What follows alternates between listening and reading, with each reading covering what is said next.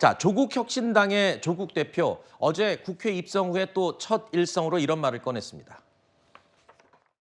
국민께서 말씀하신 바에 한 뼘도 벗어나지 않겠습니다.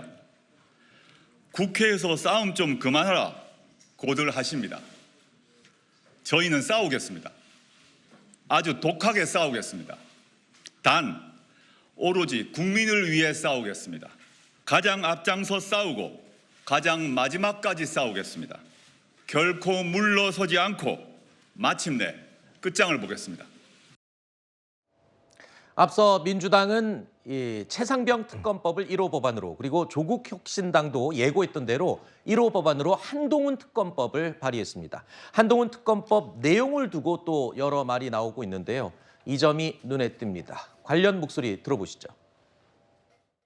특권의 중심에 윤석열 정권의 황태자인 한동훈 전 법무부 장관이 있습니다. 지난해 9월에는 이재명 더불어민주당 대표에 대한 체포 동의안 요청 이유를 설명하면서 피의 사실을 공표하고 이를 위해서 경기도 평화부지사 이화영을 신을 배려.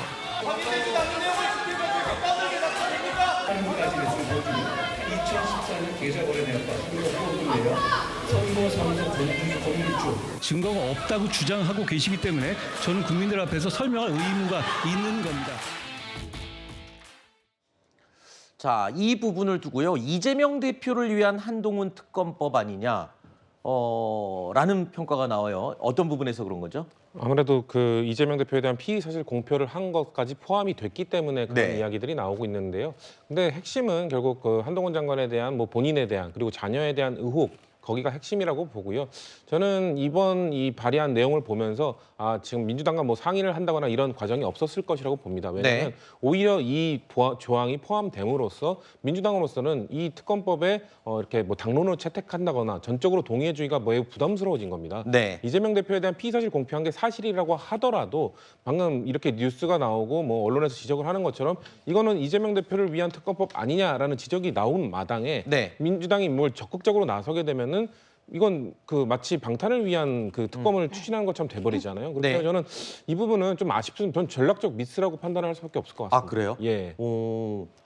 평론가님도 같은 맥락으로 보십니까? 민주당은 일단 기본적으로 이 특검 법안에 대해서 논의는 같이 해볼 수 있겠지만 공동으로 조속하게 추진하기는 어려울 거예요. 왜냐하면 민주당 입장에서는 최병 특검법도 있고 영부인 특검법도 있거든요. 특검법 두 개만 해도 처리를 하는데 많은 부담이 들고 이제 시간이 들 텐데 한동훈 특검법까지 같이 한다라고 했을 때는 민주당 입장에서는 특히 거대 정당이고 그럼 총선에서 이겼는데 뭐 특검 두 개까지는 괜찮은데 세 개까지 해서 좀 정적에 대해서 공격하는 거 아니냐 이런 프레임을 민주당에서도 잘 알고 있을 거거든요. 그런 의미에서는 당분간은 이 한동훈 특검법은 조국 혁신당의 단독 드리블에 가깝게 진행이 되지 않을까 저도 그렇게 전망을 합니다.